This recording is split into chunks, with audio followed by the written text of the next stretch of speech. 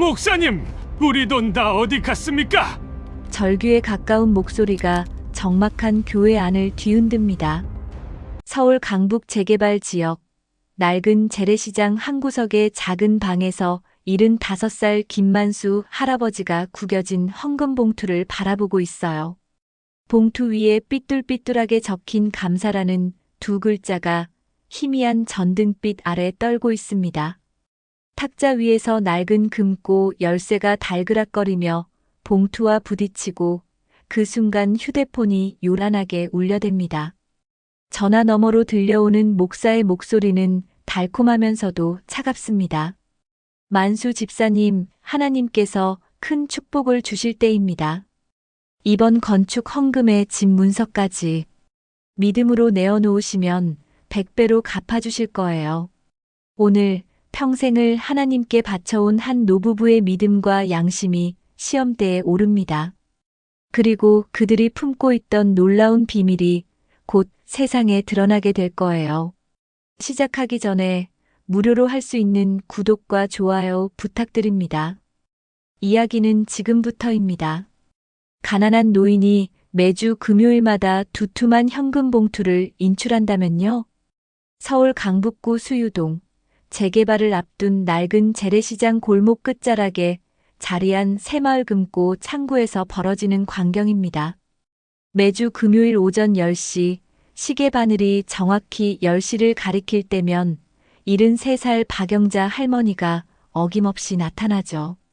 오늘도 같은 금액으로 인출하시는 거죠? 창구 직원이 익숙한 듯 묻습니다. 영자는 고개를 끄덕이며 통장을 내밉니다. 손끝이 미세하게 떨리지만 눈빛만큼은 단호해요. 창구 직원이 돈을 세는 동안 영자는 가방에서 구겨진 봉투 하나를 꺼냅니다. 누런 봉투 표면에는 볼펜으로 삐뚤삐뚤하게 쓴 감사라는 두 글자가 선명합니다. 돈다발을 받아든 영자의 손이 잠시 멈춥니다. 5만원권 20장, 정확히 100만원이에요. 그 돈을 감사봉투에 정성스럽게 넣고 가슴 깊숙이 품습니다. 새마을 금고를 나선 영자가 향하는 곳은 시장 끝자락 반지 하방입니다. 비좁한 계단을 내려가면 쪽방보다도 작은 그들의 보금자리가 나와요. 방 안에는 낡은 밥상 하나와 김치 냉장고, 그리고 오래된 2층 침대가 전부입니다. 또 다녀왔구나. 75살 남편 김만수가 현관에서 갈색 작업 구두를 닦고 있어요. 구두는 군데군데해져서 가죽이 벗겨졌지만 만수는 매일 아침 정성스럽게 광을 냅니다. 40년 넘게 배달 일을 하며 신었던 그 구두에는 세월의 흔적이 고스란히 새겨져 있어요. 네, 오늘도 잘 다녀왔어요. 영자가 대답하며 부엌으로 향합니다. 냉장고를 열어보니 김치와 계란, 그리고 라면 몇 개가 전부예요. 저녁상에 올라갈 반찬도 변변찮지만 영자는 불평 한마디 없이 라면을 끓입니다. 만수도 마찬가지예요. 60이 넘어서야 배달 일을 그만두고 나니 들어오는 돈이라곤 기초연금이 전부인데 두 사람 다 담담하기만 합니다. 오늘 봉투는 어디에 둘까요? 영자가 조심스레 묻습니다. 서랍 깊숙이 넣어두세요. 내일 주일 예배 때 가져가야 하니까요. 만수가 고개를 끄덕이며 대답해요. 영자는 방 구석 오래된 서랍을 열고 감사봉투를 정중하게 넣습니다. 그 옆에는 낡은 열쇠 하나가 놓여 있어요. 열쇠는 녹슬어 있지만 영자는 그것을 소중히 어루만집니다. 이런 일이 벌써 10년째 계속되고 있어요. 동네 사람들은 처음에는 감탄했습니다. 가난한 노부부가 매주 그렇게 큰 돈을 교회에 바친다는 게 대견하기도 하고 존경스럽기도 했거든요. 만수 영자 부부 참 신앙심이 깊어. 시장 상인들이 입을 모아 말했어요. 하지만 시간이 지날수록 사람들의 시선이 달라졌습니다. 존경보다는 의아함이, 감탄보다는 걱정이 앞서기 시작했어요. 아무리 그래도 자기들은 라면만 먹으면서 교회에는 그렇게 많은 돈을, 야채 가게 아주머니가 고개를 저으며 중얼거립니다. 혹시 목사가 뭔가 꾸미는 건 아닐까? 정육점 아저씨도 의심의 눈초리를 보내요. 하지만 만수와 영자는 아랑곳하지 않습니다. 매주 일요일이면 영자는 하얀 성가대 스카프를 목에 두르고 만수는 갈색 작업 구두에 정성껏 광을 낸 뒤 교회로 향해요. 그리고 감사봉투를 헌금함에 넣을 때면 두 사람의 얼굴에는 평온한 미소가 번집니다. 하나님께서 다 아시겠지. 만수가 영자의 손을 잡으며 말합니다. 네, 우리가 하는 일이 옳다는 걸 아시겠죠. 영자도 고개를 끄덕여요. 그런 어느 금요일 저녁이었습니다. 만수와 영자가 소박한 저녁을 먹고 있는데 휴대폰이 울렸어요. 발신자는 한성욱 목사였습니다. 여보세요, 목사님. 만수가 공손하게 전화를 받습니다. 만수 집사님, 안녕하십니까? 갑자기 연락드려서 죄송합니다. 목사의 목소리가 평소보다 진지해요. 아니에요. 무슨 일이신지요? 사실 급한 일이 생겼습니다. 교회 건축 기금이 부족해서 혹시 집사님께서 더 큰 마음을 내실 수 있을까 해서요. 만수의 표정이 굳어집니다.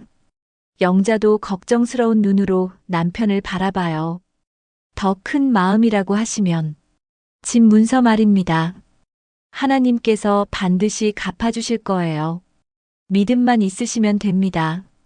그날 밤 목사의 문자가 도착했습니다. 이번엔 집 문서까지. 아버지 방 서랍에서 낡은 금고 열쇠가 나왔습니다. 서울 강남구 대치동 보험회사에 다니는 44살 김서연이 부모님 집을 찾은 건 그 문자 때문이었어요. 어머니 영자로부터 온 단문 메시지 하나가 그녀의 마음을 뒤흔들어 놓았거든요. 서연아, 아버지가 목사님께 집 문서를 드린다고 하시네. 걱정 마라. 서연은 즉시 동생 도윤에게 전화를 걸었습니다. 45살 도윤은 강북에서 작은 치킨집을 운영하고 있어요. 도윤아, 우리 부모님이 미쳤나 봐. 집 문서를 교회에 준다고? 뭐라고? 그게 무슨 소리야? 도윤의 목소리에서 당황함이 묻어났어요. 지금 당장 부모님 집으로 와. 우리가 나서야겠어. 서현과 도윤이 부모님의 반지 하방에 도착했을 때는 이미 저녁 시간이었습니다. 좁은 방 안에서 만수와 영자는 저녁 라면을 먹고 있었어요. 어머니, 아버지, 무슨 일이에요? 서연이 다급하게 물었습니다. 아, 서연이 왔구나. 도윤이도. 만수가 반갑게 맞이했지만 서연의 표정은 굳어 있었어요. 집 문서를 교회에 준다는 게 정말이에요? 영자가 고개를 끄덕였습니다. 목사님께서 하나님의 뜻이라고 하시더구나. 우리도 기도해보니 그게 맞는 것 같아서. 기도해보니라고요? 서연의 목소리가 높아졌어요. 어머니, 아버지, 정신 차리세요.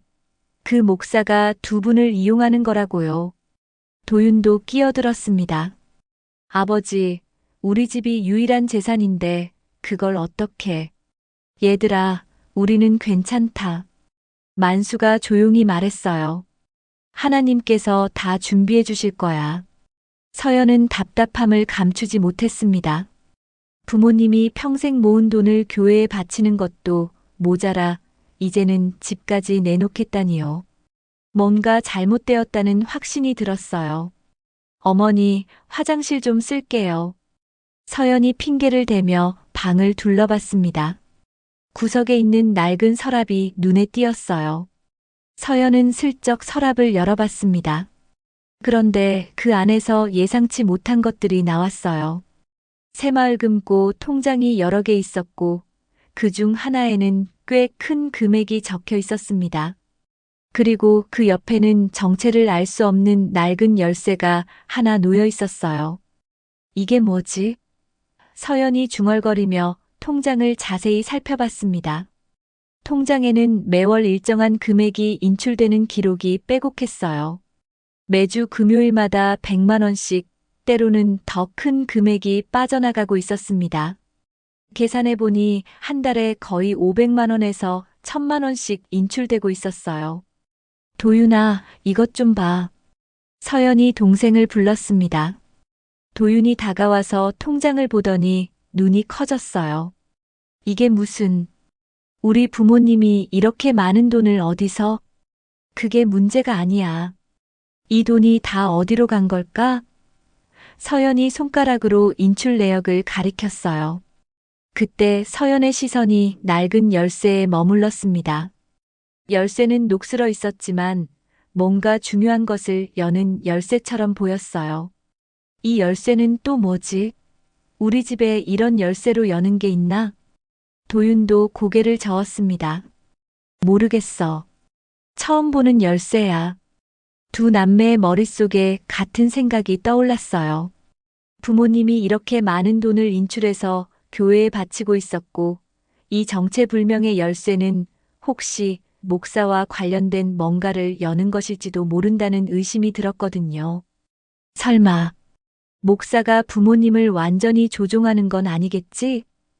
도윤이 걱정스럽게 말했어요. 지금 상황을 보면 그럴 가능성이 높아. 서연의 표정이 어두워졌습니다. 서연은 통장과 열쇠를 다시 서랍에 넣고 거실로 돌아왔어요. 부모님은 여전히 태연하게 라면을 먹고 있었습니다. 어머니, 아버지, 솔직히 말씀해 주세요. 목사가 두 분께 무슨 말을 했나요? 만수가 젓가락을 내려놓고 대답했어요.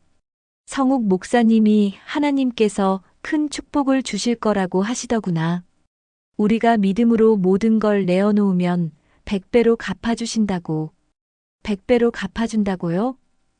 서연이 황당해했어요. 그런 말을 믿으세요? 영자가 조용히 입을 열었습니다. 서연아, 너는 믿음이 없어서 모르는구나. 하나님께서는 정말로 그렇게 하세요. 서연은 더 이상 참을 수 없었어요. 어머니, 그건 믿음이 아니라 미신이에요. 목사가 두 분을 이용하는 거라고요. 서연아. 만수의 목소리가 단호해졌어요. 목사님을 그렇게 말하는 게 아니야. 아버지도 정말. 서연이 한숨을 쉬었습니다. 도윤이 중재에 나섰어요. 부모님, 우리가 걱정되어서 그러는 거예요. 이 집이 우리 가족의 마지막 재산인데. 얘들아, 우리는 정말 괜찮다. 영자가 다시 말했어요. 하나님께서 다 아시고 계셔. 서현과 도윤은 더 이상 말해봐야 소용없다는 걸 깨달았어요. 부모님은 이미 목사의 말에 완전히 빠져 있었거든요. 집을 나서면서 서연이 도윤에게 말했습니다. 우리가 직접 나서야겠어. 목사가 뭘 하는지 알아봐야 해. 어떻게? 일단 교회에 가서 상황을 파악해보자. 그리고 그 열쇠가 뭘 여는 건지도 알아내야겠어. 도윤이 고개를 끄덕였어요. 그래, 부모님이 속고 있는 게 확실해 보여. 내일 주일 예배에 가볼까? 그래, 가서 목사놈이 뭘 하는지 직접 보자. 그날 밤 서연은 잠을 이루지 못했어요. 통장에서 본 거액의 인출 내역과 정체불명의 열쇠가 계속 머릿속을 맴돌았거든요. 그리고 무엇보다 부모님이 평생 모은 재산을 모두 잃을지도 모른다는 불안감이 그녀를 괴롭혔어요. 다음 날 아침 서연은 결심했습니다. 주일 예배에서 공개 질문을 던지기로 말이에요. 어제 저녁 엄마가 교회 뒤편 별관에서 누군가를 만났습니다. 주일 아침 일찍 서연은 도윤과 함께 부모님이 다니는 수유동 세빛교회 앞에 서 있었어요. 오래된 건물이지만 나름 규모가 있는 교회였습니다. 하지만 서연의 마음은 편치 않았어요. 저기 부모님 오신다. 도윤이 가리키는 곳으로 시선을 돌리니 만수와 영자가 걸어오고 있었어요. 영자는 평소처럼 하얀 성가대 스카프를 목에 두르고 있었고 만수는 갈색 작업 구두에 정성껏 광을 낸 모습이었습니다. 두 사람 모두 경건한 표정으로 교회로 향하고 있었어요. 서연이, 도윤이? 영자가 놀란 표정으로 말했어요. 너희들이 왜 여기에? 어머니, 오늘 예배 같이 드리려고요. 서연이 대답했습니다. 만수의 얼굴에 기쁨이 번졌어요. 그래, 좋구나. 얼마나 기다렸는지 몰라. 하지만 서연과 도윤의 속내는 달랐습니다. 그들은 목사가 부모님을 어떻게 다루는지, 그리고 그 많은 헌금이 어디로 가는지 확인하려는 것이었거든요. 예배당 안으로 들어서니 생각보다 많은 교인들이 앉아 있었어요. 대부분 중년 이상의 연령층이었고 만수와 영자를 보며 인사를 건네는 사람들이 많았습니다. 만수 집사님, 영자 권사님, 안녕하세요. 교인들이 반갑게 맞아주었어요. 서연은 부모님이 교회에서 꽤 인정받고 있다는 걸 느꼈습니다. 하지만 동시에 의문도 들었어요. 이렇게 평범해 보이는 교회에서 무슨 일이 벌어지고 있는 걸까요? 예배가 시작되고 한성욱 목사가 강단에 올라섰어요. 50대 중반으로 보이는 목사는 단정한 외모에 부드러운 미소를 띠고 있었습니다. 사랑하는 성도 여러분, 오늘도 주님 앞에 나아온 것을 감사드립니다. 목사의 설교가 시작되었어요. 주제는 헌신과 축복이었습니다. 서연은 귀를 기울여 들었어요. 하나님께서는 우리가 믿음으로 드릴 때 반드시 갚아주십니다. 과부의 2렙돈을 기억하십시오. 적은 것이라도 정성껏 드리면 하나님께서 큰 축복으로 갚아주십니다. 설교를 들으면서 서연은 묘한 기분이 들었어요. 내용 자체는 틀린 게 없었지만 왠지 부모님의 헌금을 정당화하려는 것처럼 들렸거든요. 헌금 순서가 되었을 때 영자는 어김없이 감사봉투를 헌금함에 넣었어요.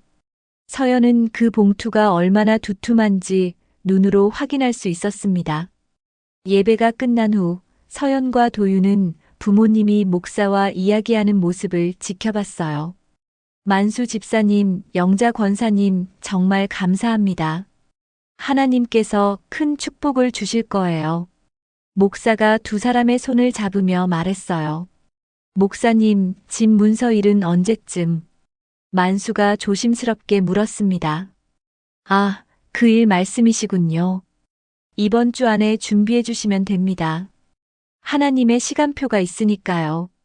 서연은 그 대화를 듣고 분노가 치밀어 올랐어요.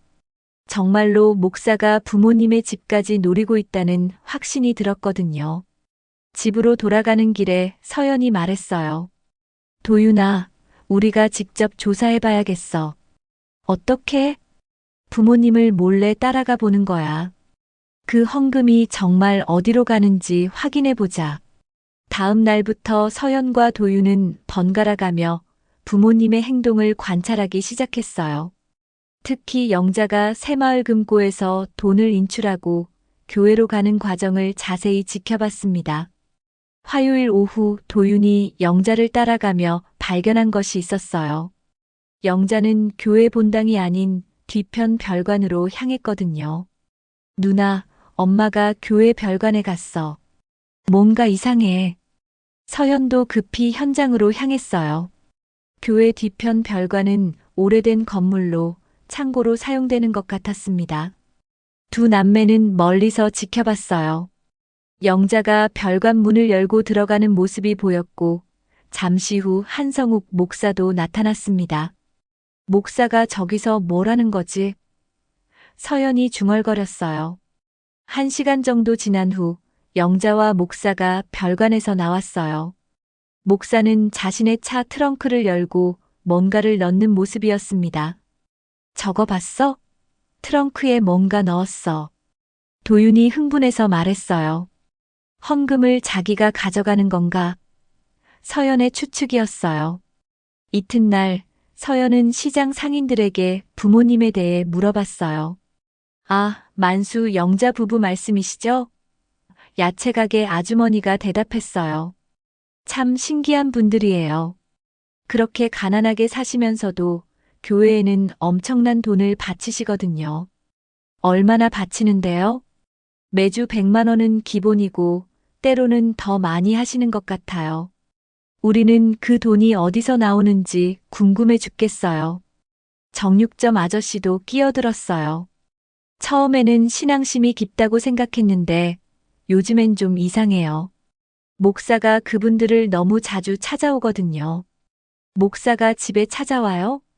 네, 가끔 밤늦게도 와요. 뭔가 이야기를 나누는 것 같던데. 서연은 점점 확신이 들었어요. 목사가 부모님을 체계적으로 조종하고 있다는 건 말이에요. 목요일 저녁, 서연과 도윤은 다시 교회 주변을 살폈어요. 별관 창고 근처에서 기다리고 있었는데 갑자기 안에서 소리가 들렸어요. 저거 들어봐. 도윤이 귀를 기울였어요. 희미하게 들리는 소리였지만 분명히 아이들의 웃음소리 같았어요. 아이들이 왜 저기에 있지? 서연이 의아해했어요. 두 사람은 별관 문으로 다가갔지만 문은 단단히 잠겨 있었어요. 창문으로 안을 들여다보려 했지만 커튼이 쳐져 있어서 아무것도 보이지 않았습니다. 뭔가 숨기는 게 분명해. 서연이 단정적으로 말했어요. 그런데 아이들 소리는 왜 나는 거지? 모르겠어. 혹시 목사가 다른 일도 하는 건 아닐까? 다음 날 금요일 서연은 결정적인 증거를 포착했어요. 영자가 새마을 금고에서 돈을 인출한 후 교회로 향하는 것까지는 평소와 같았는데 이번에는 도윤과 함께 더 가까이서 지켜봤거든요. 영자가 별관에 들어간 후 한성욱 목사가 나타났어요. 그리고 1시간 후 두 사람이 나올 때 목사의 차 트렁크가 열렸다 닫히는 순간을 명확히 목격했습니다. 저거 봤지? 분명히 뭔가 옮겼어. 도윤이 확신에 찬 목소리로 말했어요. 이제 확실해. 목사가 부모님 헌금을 빼돌리고 있어. 그때 별관에서 다시 아이들 웃음소리가 났습니다. 하지만 문은 여전히 잠겨 있었어요. 숨어듣던 서연의 휴대폰이 예배 중 울려버렸습니다. 일요일 오전 서연과 도윤은 다시 새빛교회 예배에 참석했어요. 이번에는 목사의 행동을 더 자세히 관찰하기 위해서였습니다. 두 남매는 뒷자리에 앉아 부모님과 목사의 모든 행동을 지켜보고 있었어요. 예배가 시작되고 한성욱 목사가 강단에 올라섰습니다. 오늘도 어김없이 부드러운 미소를 띠고 있었지만 서연의 눈에는 그 미소가 가식적으로 보였어요. 사랑하는 성도 여러분, 오늘은 특별한 말씀을 전하고 싶습니다. 목사의 설교가 시작되었어요. 주제는 부모에 대한 효도였습니다. 자녀들이 부모님의 신앙을 의심하는 것은 하나님을 의심하는 것과 같습니다. 부모님이 하나님께 드리는 헌신을 방해하는 자녀는 축복을 받을 수 없어요. 서연은 소스라치게 놀랐어요. 마치 자신들을 겨냥한 설교 같았거든요. 혹시 목사가 자신들의 조사 활동을 눈치챈 걸까요? 특히 요즘 같은 시대에는 자녀들이 부모님의 재산에만 관심을 갖는 경우가 많습니다. 하지만 진정한 효도는 부모님의 신앙을 존중하는 것이에요. 도윤도 불편한 표정을 지었어요. 목사의 말이 점점 노골적이 되어가고 있었거든요.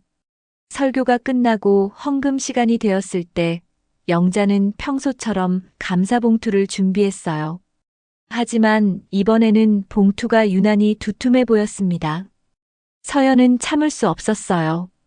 휴대폰을 꺼내 목사의 모습을 몰래 녹화하려고 했는데 그만 실수로 휴대폰이 바닥에 떨어지면서 벨소리가 크게 울려버렸어요. 띠리리링.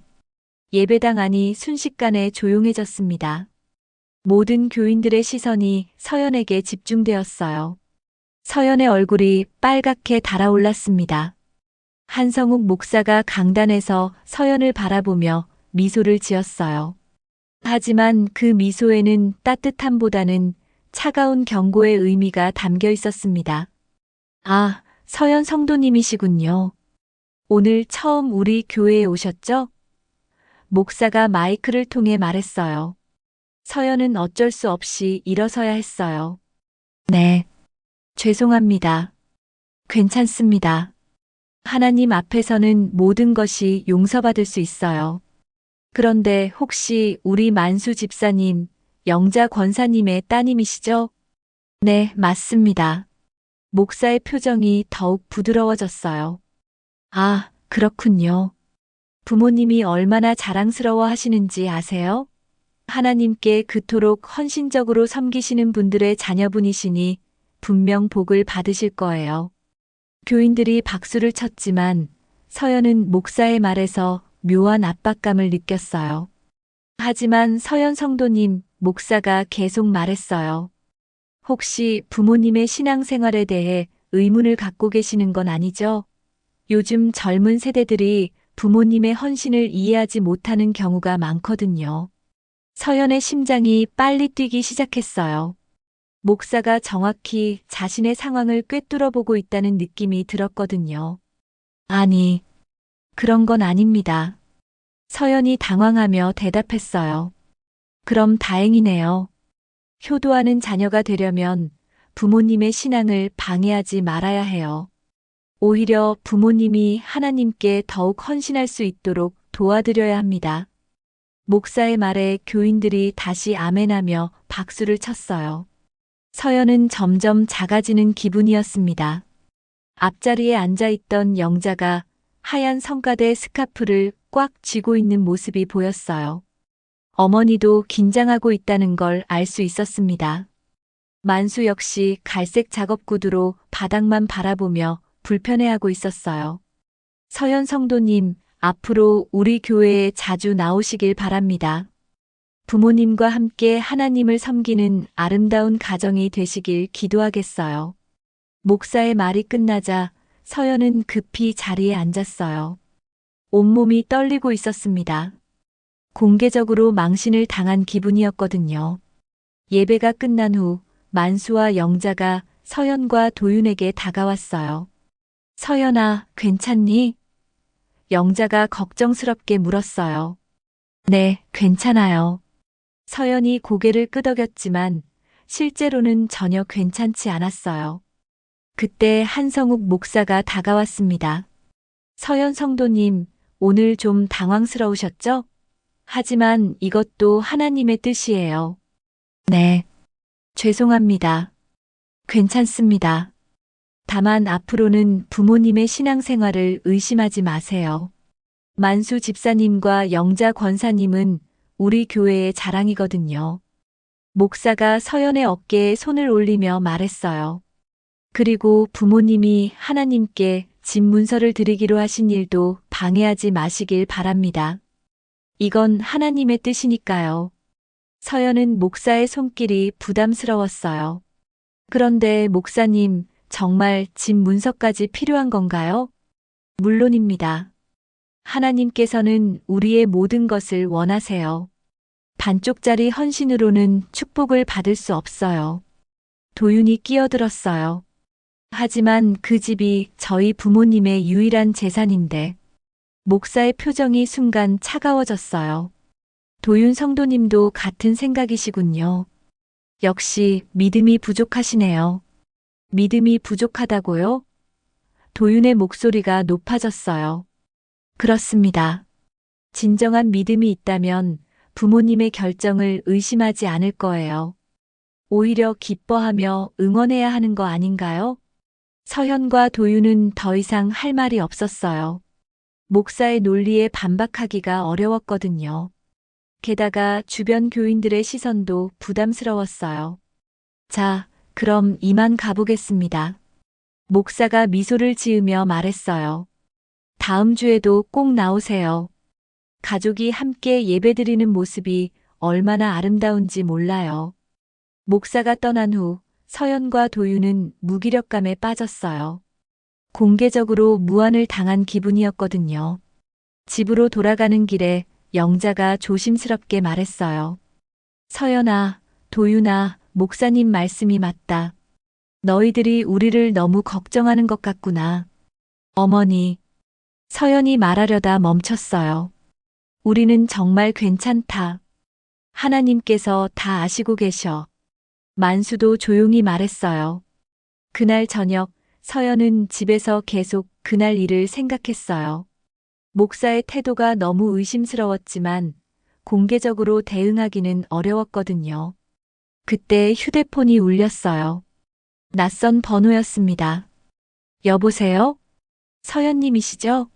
저는 대한예수교 장로회 교단 본부에서 연락드립니다. 서연의 심장이 빨리 뛰기 시작했어요. 교단 본부요? 네, 세빛교회 관련해서 몇 가지 확인하고 싶은 일이 있어서요. 혹시 시간 되실 때 한번 만날 수 있을까요? 무슨 일인데요? 전화 너머의 목소리가 말했습니다. 감사보고에 이상이 있습니다. 교단 본부에서 온 전화 후 며칠이 지났지만 서연은 여전히 불안했어요. 교단에서 세빛교회의 감사보고에 문제가 있다고 했는데 그게 부모님과 어떤 연관이 있는지 알 수 없었거든요. 수요일 저녁 서연은 도윤과 함께 다시 교회 주변을 살펴보기로 했어요. 혹시 더 확실한 증거를 찾을 수 있을지 모르니까요. 누나, 저기 부모님 오신다. 도윤이 가리키는 곳을 보니 만수와 영자가 교회로 향하고 있었어요. 오늘은 수요 예배 날이 아닌데 왜 오시지? 서연이 의아해했어요. 두 사람은 멀리서 부모님을 따라갔습니다. 만수와 영자는 교회 본당이 아닌 별관으로 향했어요. 여전히 그 별관에서는 가끔 아이들 소리가 들려왔지만 문은 항상 잠겨 있었거든요. 1시간 정도 지나자 만수와 영자가 별관에서 나왔어요. 하지만 이번에는 영자의 모습이 평소와 달랐습니다. 얼굴이 창백하고 걸음걸이가 불안정해 보였어요. 어머니 상태가 안 좋아 보여. 서연이 걱정스럽게 말했어요. 그러게. 무슨 일이 있었나? 부모님이 집으로 돌아간 후 서연과 도윤도 각자 집으로 향했어요. 하지만 마음이 계속 불안했습니다. 다음 날 목요일 오후 서연에게 급한 전화가 왔어요. 아버지 만수였습니다. 서연아, 어머니가 갑자기 쓰러지셨다. 뭐라고요? 지금 어디 계세요? 교회에서. 구급차를 불렀어. 빨리 와라. 서연은 급히 도윤에게 연락하고 교회로 달려갔어요. 교회 앞에는 이미 구급차가 와 있었고 응급구조사들이 영자를 들것에 옮기고 있었습니다. 어머니. 서연이 달려갔지만 영자는 의식을 잃은 상태였어요. 아버지, 무슨 일이에요? 도윤도 헐떡이며 도착했어요. 만수의 얼굴은 핏기가 없었어요. 갑자기 헌금 바구니 앞에서 쓰러지셨어. 이유를 모르겠어. 그때 한성욱 목사가 다가왔습니다. 정말 안타깝습니다. 영자 권사님이 너무 많은 스트레스를 받으신 것 같아요. 스트레스요? 서연이 날카롭게 물었어요. 네, 요즘 자녀분들이 신앙생활을 방해하셔서 영자 권사님이 많이 힘들어 하셨거든요. 서연은 목사의 말에 분노가 치밀어 올랐어요. 마치 어머니가 쓰러진 것이 자신들 때문이라고 하는 것 같았거든요. 그게 무슨 말씀이세요? 서연의 목소리가 떨렸어요. 사탄이 이 가정을 시험하고 있는 겁니다. 영자 권사님의 헌신을 방해하려는 악한 세력의 공격이에요. 목사의 말에 주변 교인들이 고개를 끄덕였어요. 몇몇 교인들은 서연과 도윤을 의심스러운 눈으로 바라보기 시작했습니다. 집사님들, 기도해 주세요. 이 가정에 평화가 찾아오도록 말이에요. 목사가 교인들에게 말했어요. 구급차가 병원으로 출발할 때 영자의 가방이 바닥에 떨어지면서 내용물이 쏟아졌어요. 서연이 급히 주워 담으려다가 깜짝 놀랐습니다. 가방 안에서 한 묶음의 편지와 사진 엽서들이 나왔거든요. 편지들은 모두 어린아이들의 손글씨로 쓰여 있었어요. 영자 할머니, 감사해요. 맛있는 우유 주셔서 고마워요. 할머니 덕분에 새 교복을 입을 수 있어요. 사진 엽서들도 아이들이 찍은 것 같았어요. 밝게 웃고 있는 아이들의 모습이 담겨 있었습니다. 이게 뭐지? 서연이 중얼거렸어요. 도윤도 편지를 보며 당황했어요. 아이들이 어머니께 쓴 편지 같은데. 하지만 그때는 어머니의 상태가 더 급했기 때문에 자세히 살펴볼 시간이 없었어요. 서연은 편지들을 가방에 다시 넣고 구급차를 따라 병원으로 향했습니다. 병원 응급실에서 의사가 나와 설명했어요. 극도의 스트레스로 인한 실신입니다. 다행히 생명에는 지장이 없지만 당분간 안정을 취하셔야 해요. 스트레스요? 만수가 걱정스럽게 물었어요. 네, 정신적 충격이 상당했던 것 같습니다. 무슨 일이 있으셨나요? 서현과 도윤은 서로 바라봤어요. 혹시 자신들이 어머니를 이렇게 만든 건 아닐까 하는 죄책감이 밀려왔거든요. 그날 밤 늦게 영자가 의식을 되찾았어요. 하지만 여전히 몸이 약해 보였습니다. 어머니, 괜찮으세요? 서연이 걱정스럽게 물었어요. 영자는 힘없이 고개를 끄덕였어요. 미안하다, 서연아. 엄마가 너희들한테 걱정을 끼쳐서. 무슨 말씀을 하세요? 저희가 어머니를 힘들게 해서 죄송해요. 아니야, 그게 아니야. 영자가 눈물을 흘리기 시작했어요. 엄마가 너희들한테 말하지 못한 게 있어. 뭔가요? 도윤이 다가왔어요. 우리가 하고 있는 일이. 영자가 말하려다 다시 기력이 떨어지는 것 같았어요. 그때 병실 문이 열리며 한성욱 목사가 들어왔어요. 영자 권사님 괜찮으세요? 목사를 본 영자의 표정이 급변했어요. 무언가 말하려던 것을 다시 삼키는 것 같았습니다. 목사님, 영자가 약한 목소리로 말했어요. 걱정 마세요. 하나님께서 다 치료해 주실 거예요. 이것도 시험일 뿐입니다. 목사가 영자의 손을 잡으며 말했어요. 그런데 혹시 우리가 준비하던 일에 대해 말씀하신 건 아니죠? 영자가 고개를 저었어요. 아니에요. 서연은 그 대화가 이상하다고 느꼈어요. 목사가 무언가를 숨기라고 압박하는 것 같았거든요. 그럼 다행이네요. 서연님, 도윤님도 계시는군요. 목사가 두 남매를 바라봤어요. 목사님, 저희 어머니가 왜 이렇게 되신 건가요? 서연이 직접적으로 물었어요. 글쎄요. 최근에 신앙생활에 방해를 받으셔서 그런 것 같은데. 목사가 의미심장하게 말했어요. 신앙생활에 방해요? 네, 자녀분들이 부모님의 헌신을 이해하지 못해서 영자 권사님이 많이 힘들어 하셨거든요. 서연은 더 이상 참을 수 없었어요. 목사님, 그게 정말 신앙생활인가요? 우리 부모님을 이렇게 만들어 놓고.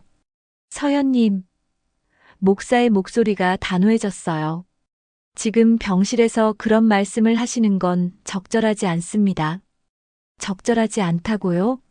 우리 어머니가 쓰러진 게 누구 때문인데요? 서연아, 그만해. 만수가 딸을 말렸어요. 하지만 서연의 분노는 가라앉지 않았어요. 모든 것이 목사 때문이라는 확신이 들었거든요.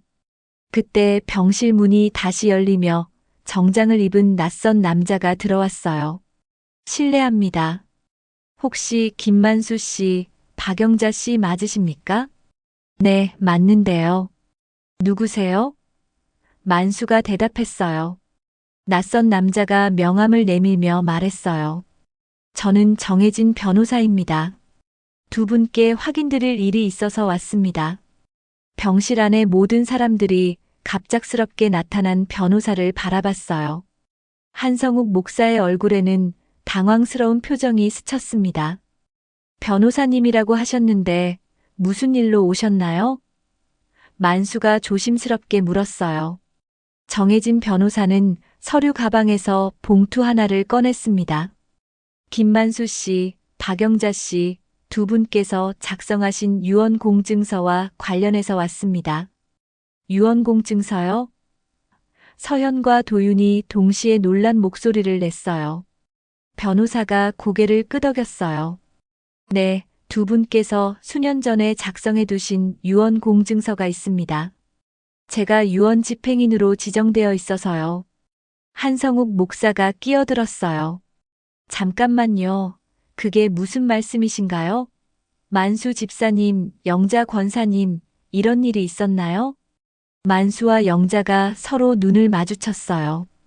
영자가 힘없이 고개를 끄덕였습니다. 네. 그런 일이 있었어요. 만수가 조용히 대답했어요. 뭐라고요? 서연이 믿을 수 없다는 표정으로 말했어요. 아버지, 어머니, 유언장을 쓰셨다고요? 정혜진 변호사가 서류를 정리하며 설명하기 시작했어요. 김만수 씨, 박영자 씨는 2018년에 공증 유언을 작성하셨습니다. 모든 재산을 윤미정 원장이 운영하는 새희망 고아원에 기부한다는 내용입니다. 고아원이요? 도윤이 어리둥절해했어요. 네, 정확히는 서울 외곽에 위치한 새희망 고아원입니다. 현재 20명의 아이들이 생활하고 있어요. 변호사가 유언 공증서 원본을 펼쳐 보였습니다. 분명히 만수와 영자의 서명과 인장이 찍혀 있었어요. 그런데 왜 이제야 말씀하시는 거예요? 서연이 부모님을 바라보며 물었어요. 영자가 힘겹게 입을 열었어요. 우리가 매주 교회에 바치는 헌금은 사실 고아원 아이들을 위한 거였어. 뭐라고요? 만수가 이어서 설명했어요. 새마을금고에서 인출하는 돈은 모두 고아원 아이들의 생활비와 교육비로 쓰이고 있어.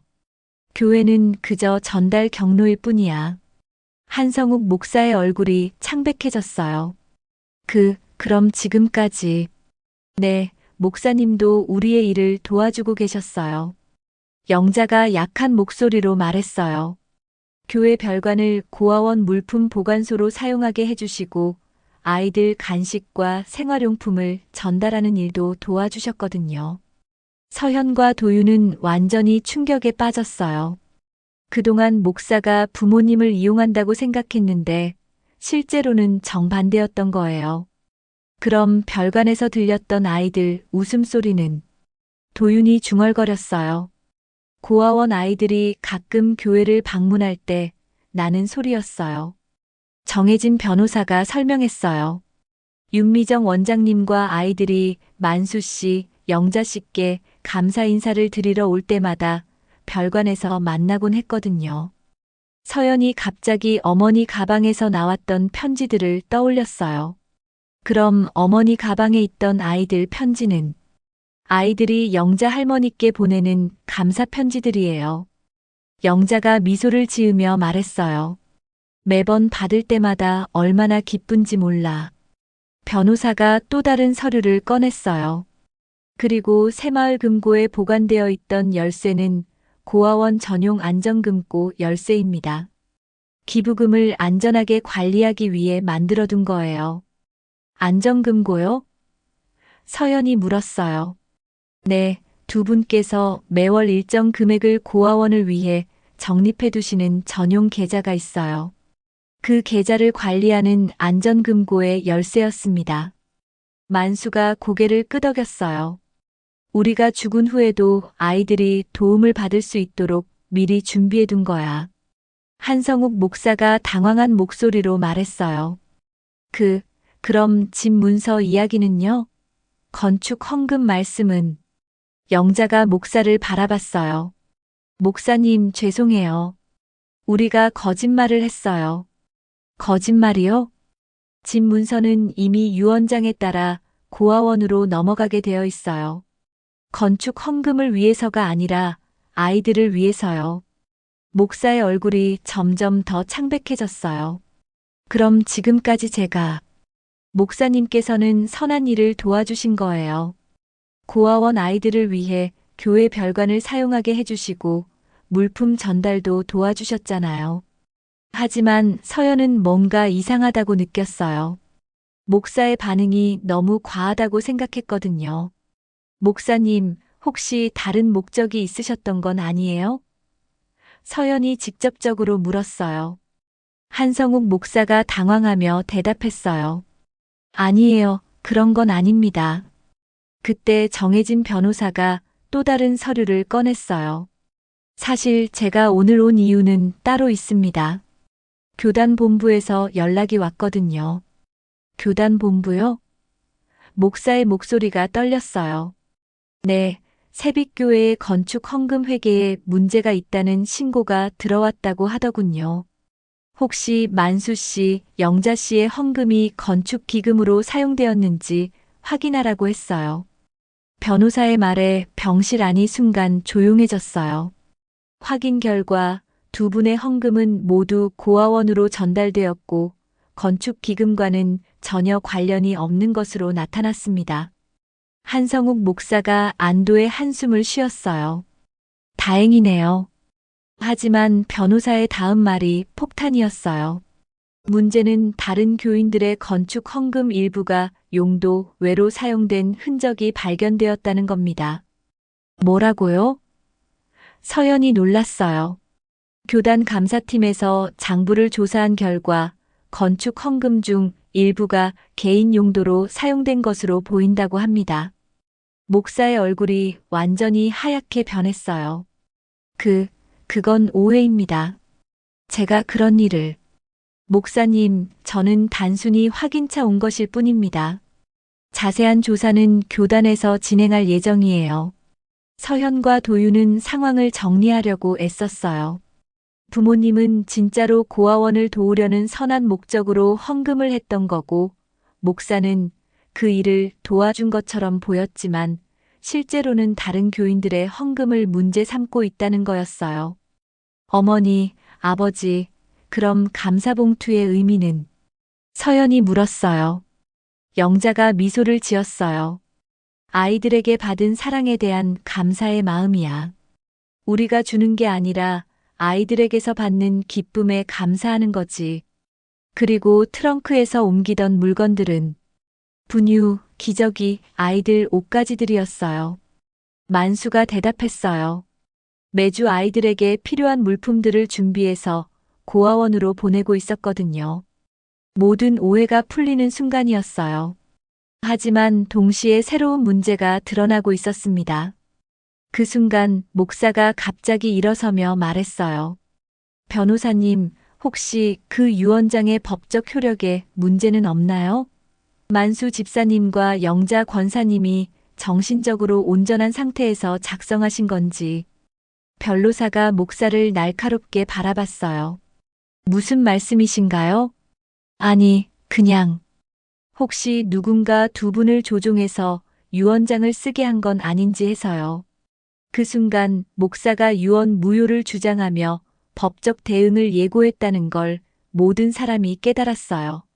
목사가 유언 무효를 주장한 다음 날 세빛교회는 완전히 뒤바뀌었어요. 교단 본부에서 파견된 감사위원회가 도착했고 경찰까지 함께 와서 교회 회계 장부를 압수수색하기 시작했거든요. 서현과 도윤은 부모님과 함께 교회 앞에서 그 광경을 지켜보고 있었어요. 영자는 하루 만에 많이 회복되어 퇴원할 수 있었지만 여전히 얼굴이 창백했습니다. 저렇게까지 될 일인가? 만수가 걱정스럽게 중얼거렸어요. 아버지, 괜찮을 거예요. 우리는 잘못한 게 없으니까요. 서연이 아버지의 손을 잡으며 말했어요. 그때 정혜진 변호사가 다가왔어요. 만수 씨, 영자 씨, 안녕하세요. 어제 일로 놀라셨죠? 변호사님, 상황이 어떻게 되고 있는 건가요? 도윤이 물었어요. 교단 감사위원회에서 세빛교회의 재정을 전면 조사하고 있어요. 특히 건축 헌금 관련해서 문제가 심각한 것 같습니다. 변호사가 서류를 꺼내며 설명했어요. 다행히 두 분의 유언 공증서는 법적으로 아무 문제가 없어요. 정신적으로 온전한 상태에서 작성되었고 모든 절차도 완벽하게 이루어졌거든요. 그럼 목사가 무효라고 주장해도 소용없다는 말씀이시죠? 서연이 확인했어요. 네, 전혀 문제 없습니다. 오히려 목사가 유언 무효를 주장한 것 자체가 의심스러워요. 그때 교회 안에서 소란스러운 소리가 들려왔어요. 감사위원들과 한성욱 목사가 언성을 높이며 대화하고 있었거든요. 목사님, 이 장부 내역을 설명해 주시죠. 감사위원 중 한 명이 장부를 펼치며 말했어요.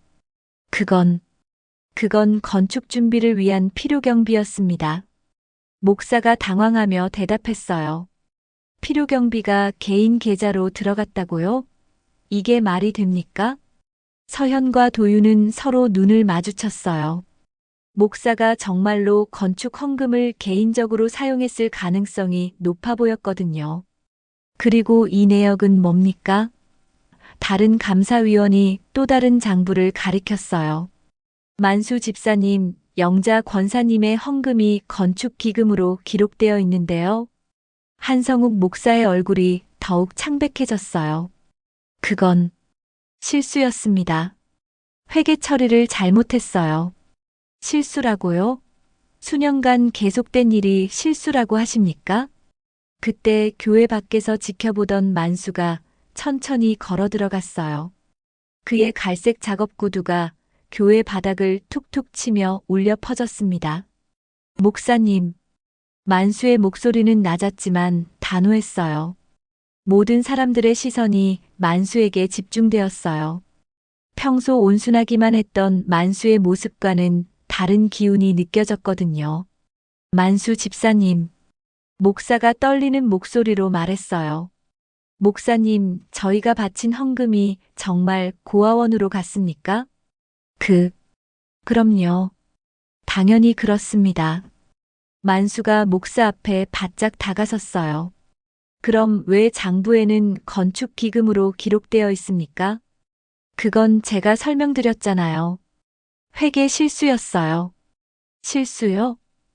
만수의 목소리에 분노가 섞이기 시작했어요. 수년간 매주 계속된 게 실수라고 하십니까? 감사위원들도 만수의 말에 관심을 보였어요. 만수 집사님, 좀 더 자세히 말씀해 주시죠. 만수가 주머니에서 휴대폰을 꺼냈어요. 저희는 매주 목사님께 헌금을 전달할 때마다 고아원으로 보내달라고 부탁했습니다. 그리고 목사님은 매번 그렇게 하겠다고 약속하셨어요. 휴대폰 화면을 보여주며 계속 말했어요. 여기 목사님과 나눈 문자 메시지들이 있습니다. 고아원 아이들을 위해 써달라고 명시적으로 요청한 내용들이에요. 감사위원이 휴대폰을 받아 확인했어요. 정말 그렇네요. 명확히 고아원 기부 목적이라고 적혀 있습니다. 한성욱 목사가 급히 변명했어요. 저도 그렇게 하려고 했는데 회계 처리 과정에서 실수가. 목사님, 만수가 목사의 말을 끊었어요. 당신은 교회가 아니라 양심을 잃었습니다. 교회 안이 순간 조용해졌어요. 만수의 말에 모든 사람이 숨을 죽이고 있었거든요. 저희 부부는 평생 가난하게 살았지만 하나님 앞에서만큼은 떳떳하게 살려고 노력했습니다. 만수의 목소리가 점점 커졌어요. 우리가 매주 바친 그 돈은 라면 한 그릇을 굶어가며 모은 돈입니다. 아이들이 따뜻한 밥 한 끼라도 더 먹을 수 있기를 바라는 마음으로 모은 돈이에요. 교인들 사이에서 흐느끼는 소리가 들려왔어요. 만수의 진심이 그들의 마음을 움직이고 있었거든요. 그런데 목사님은 그 돈을 자신의 이익을 위해 사용했습니다. 이게 하나님의 종이 할 일입니까? 한성욱 목사가 더 이상 변명할 수 없었어요. 증거가 너무 명확했거든요. 그때 정혜진 변호사가 나서서 말했어요. 감사위원님들, 저희가 준비한 자료가 더 있습니다. 변호사가 또 다른 서류를 꺼냈어요. 경찰에서 계좌 추적 영장을 발부받아 조사한 결과입니다. 계좌 추적 영장이요? 목사의 얼굴이 완전히 하얗게 변했어요. 네, 세빛교회 건축 기금 계좌에서 한성욱 목사의 개인 계좌로 수차례 금액이 이체된 기록이 발견되었어요. 감사위원들이 서류를 자세히 살펴봤어요. 이건 명백한 횡령 행위네요. 그리고 만수 씨, 영자 씨가 바친 헌금도 일부가 목사의 개인 계좌로 이체되었어요. 고아원으로 전달된 것은 전체 금액의 절반도 안 됩니다. 이 말을 들은 만수의 얼굴에 분노가 가득했어요. 목사님, 정말 그렇습니까? 한성욱 목사는 더 이상 변명할 수 없었어요. 모든 증거가 그를 가리키고 있었거든요. 저는 일시적으로 빌려 쓴 것일 뿐입니다. 나중에 갚으려고. 빌려 쓰다니요? 감사위원이 화를 냈어요. 교인들의 헌금을 개인적으로 빌려 쓴다고요? 그리고 만수 집사님, 영자 권사님께 집 문서까지 요구한 것은 뭡니까? 변호사가 추궁했어요. 목사가 완전히 무너졌어요. 저는 단지 그때 감사위원회 위원장이 엄숙하게 선언했어요. 한성욱 목사, 당신의 담임 목사 직무를 즉시 정지합니다. 그리고 횡령 혐의로 경찰 조사를 받아야 합니다. 교회 안의 교인들이 웅성거리기 시작했어요. 자신들이 믿고 따랐던 목사가 이런 일을 저질렀다는 사실에 충격을 받았거든요. 서현과 도윤은 부모님이 옳았다는 것을 깨달았어요. 그들이 의심했던 것은 목사였고 부모님은 처음부터 끝까지 선한 일만 하고 있었던 거예요. 아버지, 어머니, 정말 죄송해요. 서연이 눈물을 흘리며 말했어요. 우리가 두 분을 의심해서 미안해요. 도윤도 고개를 숙였어요. 만수가 두 자녀의 손을 잡았어요. 괜찮다. 너희들이 우리를 걱정해준 마음도 고맙고, 영자도 미소를 지으며 말했어요. 이제 모든 게 밝혀졌으니 다행이야. 감사위원이 마지막으로 선언했습니다. 그리고 유언 집행 효력은 계속 유지됩니다. 어떤 이의제기도 받아들일 수 없어요. 한성욱 목사의 직무 정지 선언 후 한 달이 지났어요. 서울 외곽에 위치한 새희망 고아원은 완전히 새로운 모습으로 변해 있었습니다. 만수와 영자의 유언이 정식으로 집행되면서 고아원은 안정적인 운영 기반을 갖추게 되었거든요. 할아버지, 할머니, 고아원 마당에서 뛰어노는 아이들이 만수와 영자를 보자 달려왔어요. 우리 아이들, 안녕. 영자가 하얀 성가대 스카프를 목에 두르고 아이들을 반갑게 맞았어요. 윤미정 원장이 나와서 인사했습니다. 만수 아버님, 영자 어머님, 정말 감사해요. 덕분에 아이들이 이렇게 좋은 환경에서 지낼 수 있게 되었어요. 고아원 건물 입구에는 새로 제작된 간판이 걸려 있었어요. 새희망 고아원이라는 기존 이름 옆에 감사관이라는 새로운 이름이 추가되어 있었습니다. 감사관이라니 정말 좋은 이름이네요. 서연이 감동하며 말했어요. 영자 어머님이 직접 지어주신 이름이에요. 윤미정 원장이 설명했어요. 아이들에게 받은 감사한 마음을 기리자는 뜻이라고 하시더라고요. 도윤도 고개를 끄덕였어요. 어머니다운 생각이에요. 아이들 중 한 명이 영자에게 달려와 안겼어요. 할머니, 새 교복 정말 예뻐요. 친구들이 다 부러워해요.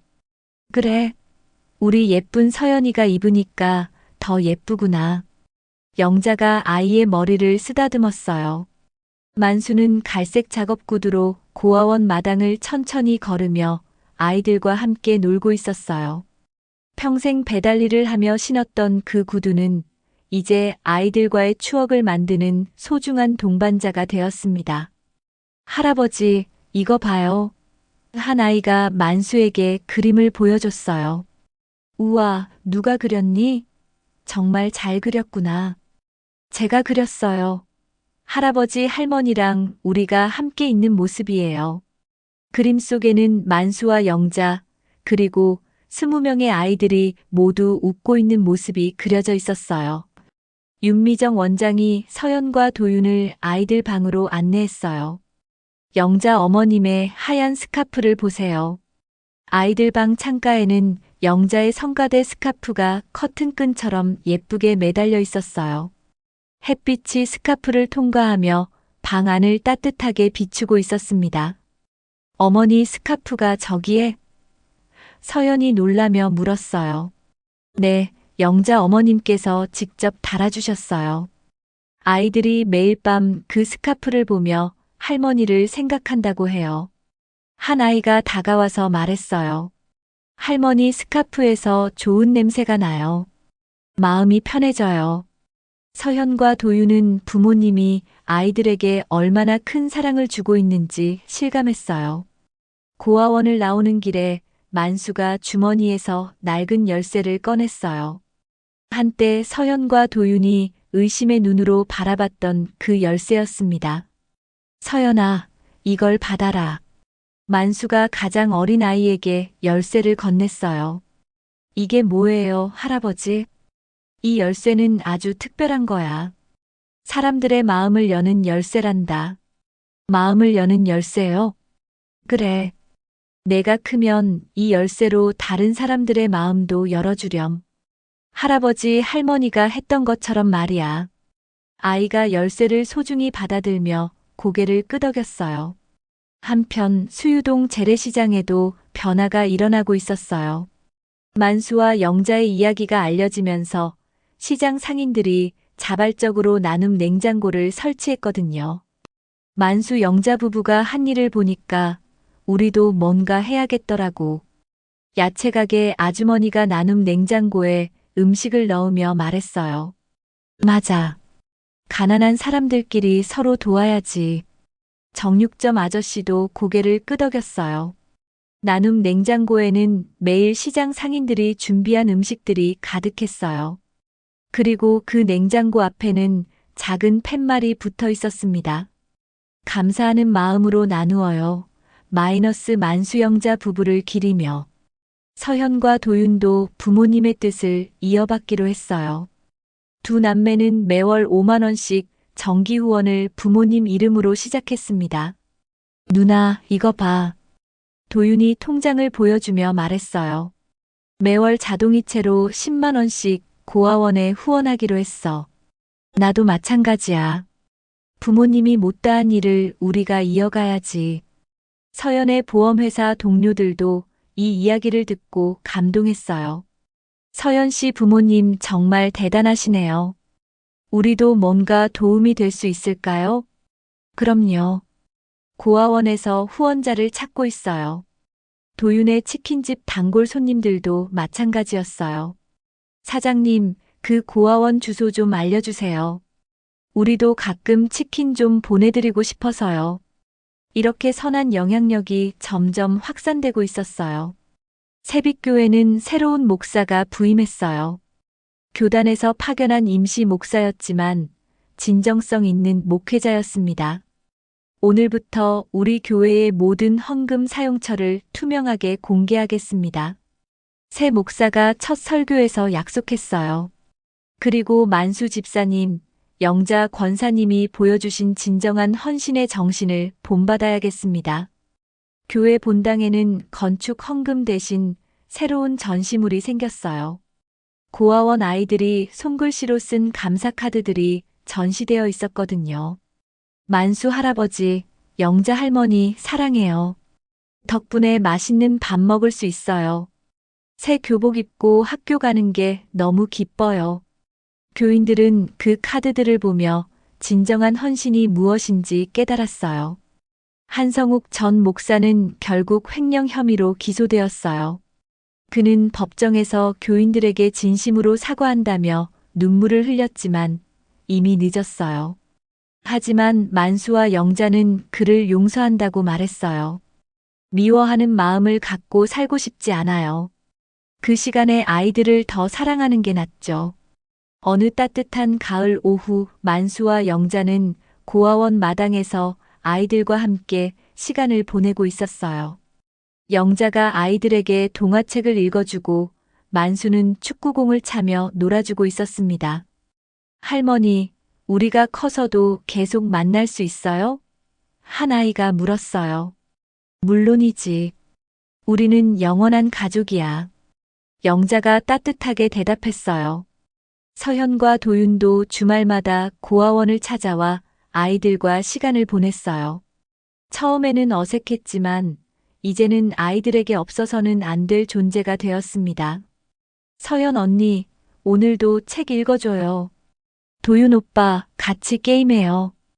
아이들의 웃음소리가 고아원 전체에 울려 퍼졌어요. 윤미정 원장이 만수와 영자에게 말했어요. 두 분 덕분에 이 아이들이 세상에 대한 믿음을 잃지 않고 있어요. 정말 감사합니다. 우리가 감사하죠. 이 아이들이 우리에게 삶의 의미를 알려줬으니까요. 만수가 대답했어요.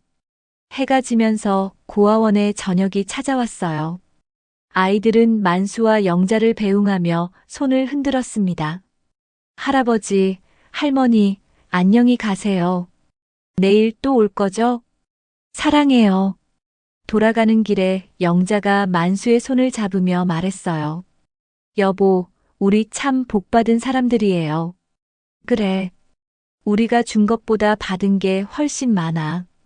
아이들이 우리에게 진짜 행복이 뭔지 가르쳐 줬어요. 서현과 도윤도 부모님의 뒷모습을 바라보며 생각했어요.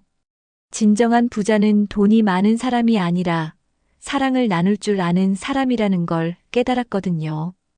그날 밤 만수는 오랜만에 일기를 썼어요. 오늘도 아이들이 우리를 기다리고 있었다. 그 아이들의 웃음소리를 들을 때마다 하나님께서 우리에게 주신 최고의 선물이라는 생각이 든다.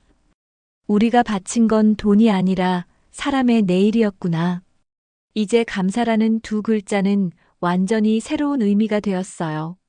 아이들에게서 받은 무조건적인 사랑에 대한 감사, 그리고 그 사랑을 나눌 수 있음에 대한 감사였습니다.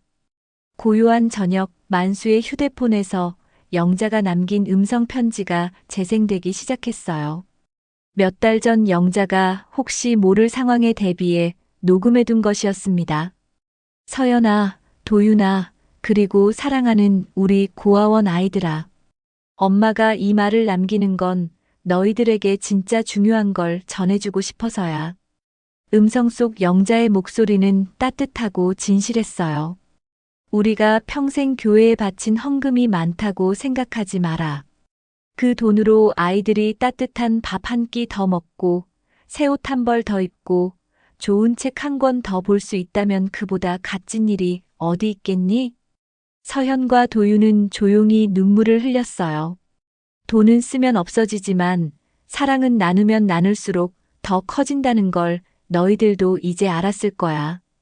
우리가 받은 건 아이들의 웃음이고 우리가 준 건 그저 기회일 뿐이야. 만수가 낡은 열쇠를 고아원 막내 서연이에게 건네는 모습이 떠올랐어요. 이제 그 열쇠는 새로운 주인을 만나 또 다른 이야기를 써나갈 거예요. 서연아, 도윤아, 너희들이 우리를 의심했던 것도 이해한다. 부모를 사랑하는 마음이었으니까. 하지만 이제는 알지? 진짜 믿음이란 누군가의 삶을 살리는 선택이라는 걸. 영자의 음성이 잦아들면서 고아원 아이들의 웃음소리가 멀리서 들려오는 것 같았어요. 오늘 믿음은 누군가의 삶을 살리는 선택이 되었습니다. 그리고 그 선택은 계속해서 이어질 거예요. 영상이 마음에 남았다면 구독과 좋아요 부탁드립니다. 구독 버튼을 누르면 재물이 쌓이고 건강해지는 복이 찾아옵니다.